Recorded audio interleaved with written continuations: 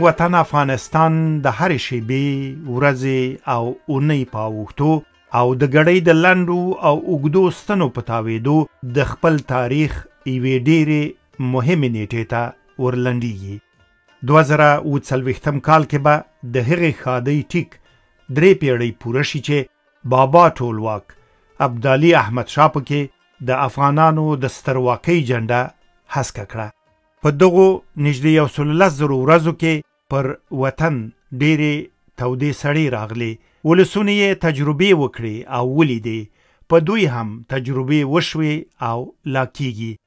و در این موجهای پر تلاطم صداها افغانستان با آنکه از گرداب به گرداب در آمد یا در آورده شد، برخلاف آرزوی حسودان اما شمع زندگانی آن از پرتوافشانی باز نماند. درس های این پیچ و خم های تاریخ برای آینده میهن و میهنیان چیست و ره ما به کجا خواهد کشید؟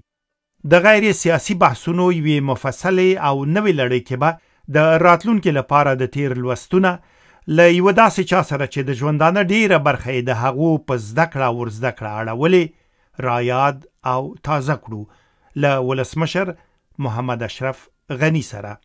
این برنامه ها به شکل پودکاست ها پیشکش خواهند شد و در آن از آقای غنی بیشتر همچون یک چهره مطرح اکادمیک خواهیم شنید. د دې خپرونو مهال د کډوالو له نوي ټوکېدلي بحران سره برابر راغی. پاکستان له مخکني حکومتي اعلان سره سم د افغان کډوالو په یو مخیزې استنې لاس پورې کړ. کابل چې دغسې یوې ننګونې ته نه و چمتو له اسلام آباد سره په ناندریو کېوت، خو بهیر ونه درېد او کډې هره ورځ پر ډیورن لیکه افغانستان ته اوړي. له دې امله د بحثونو پیل له همدغه بحران سره د چلن په اړه د ښاغلي غني د دریځ اخیستنو او سپارښتنو څخه کوو. زه داود جنبشم. ټولو ته په درناویو هرکلی وایم.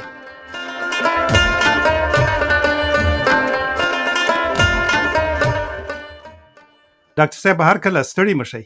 بسم الله الرحمن الرحیم. ډیره مننه. خدای مو په خیر ساته. سلامونه او احترامات مې ټولو خویندو ورونو ته. زه به جرګه، مرکه، خطبه ټول معنسی دي.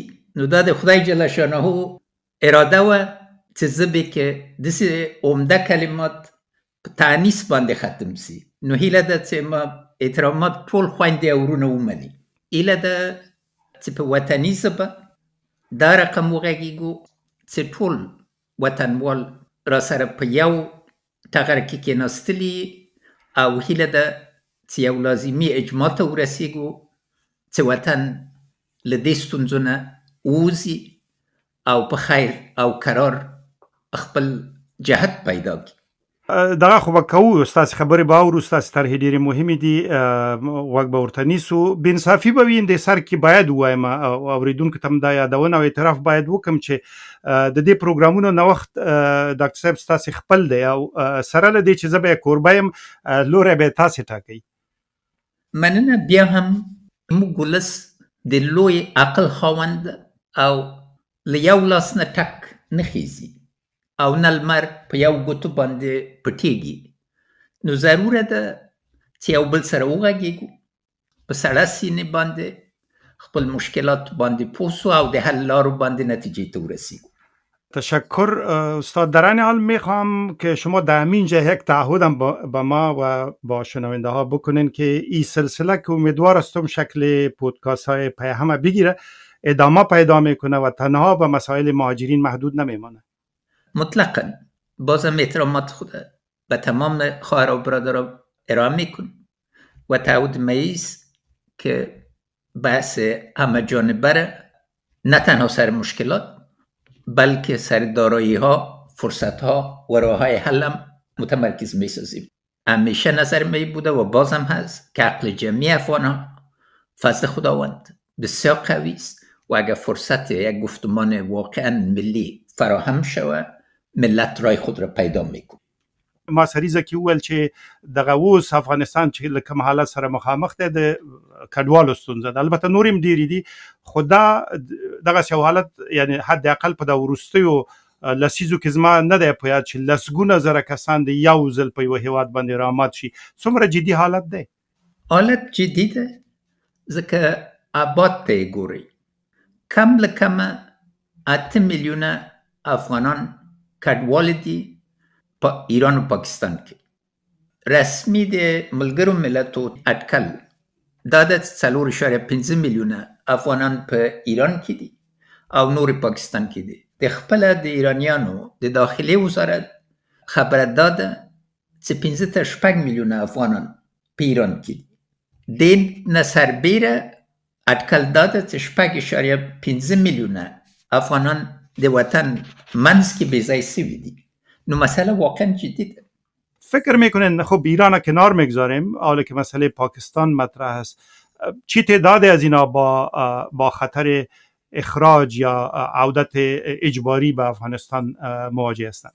ایران کنار گذاشته نمیتونیم، چون باز میسایه نشان میده که در سال جاری میلادی در حدود 310,000 افغان از ایران به برگشت مواجه شدن، اما چون به صورت تدریجی آمدن، نه به اساس یک فیصله یک بارگی، مردم متوجه اهمیت موضوع نبوده.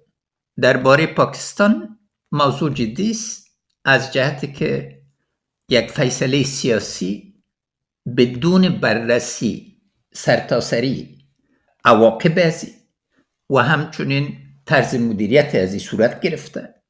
بنابراین قصایی که در و گزارشایی که در مطبوعات پاکستانی می واقعا تکان دهنده است. افغانایی که سالها یا زیاده از چند دهه شرکای پاکستانی داشتن در بعضی معاملات و اینا، یک دفعه تمام امکاناتشون از پیشان گرفته شده. موضوع اساسی ایجاد ترس است. ترس شدید در بین مهاجرین افغان امروز در پاکستان با وجود آمده، خود مسئول نمیدانند و متاسفانه فساد پلیس و کارمندای دیگه هم اینا را شکار ساخته. وقتی که ترس موجود باشه، این ترس به حرکت مبدل میشه و ابعاد از این فعلا قابل پیش بینی نیست. من احصای دقیقا نیافتم. تصاویری که در رسانه های اجتماعی و اینا پخش میشه و به نشر میرسه، تعداد زیاد از مردم و لاری ها را نشان میده که به سوی افغانستان در حرکت است. تا الحال فکر میکنین تعداد اخراج شده ها چند باشه؟ به چی تعداد میرسه؟ در صدهاست، هزارهاست یا صدها هزار است؟ تخمین ملل متحد بازم تنها تخمینی که وجود داره در حدود 261,000 افغان است. اکثریت از اینا به 3 ولایت ننگرهار، قندهار و کابل در حال رجوع بودن و در پهلوی از قندوز و کنر هم در سطح 5 ولایت بالا قرار دارد. فکر میکنیم که اگر 8 میلیون افغان که در دو کشور همسایه عمدتاً پناهنده هستند برگردن، یک بار بسیار سنگین بر دوش افغانستان خواهد بود که با هزاران مشکل دیگر روبروست. مطلق. و نکته در چیست؟ یک، در قسمت پاکستان یک بود موضوع سیاسی است و یک فیصله ظالمانه است که همه باید ایره تطبیق کنند، چون مخالف تمام اصول و قوانین بین‌المللی است و دلچسب است که تمام روزنامه و مبصرین پاکستان سر موضوع فلسطین اظهار همدردی میکنن در حالی که افغان‌ها را اخراج میکنن. اما از برادرای و خواهرای پشتون و بلوچ ما خاصتا متشکر هستیم که یک موقف بسیار اصولی و قانونی گرفتن تا حقوق حقی افغان‌ها به حیث مهاجرین مورد توجه قرار بگیرد. اما موضوع دومش موضوع اقتصادی است. بدبختانه هم پاکستان هم ایران در مشکلات جدی اقتصادی هستند.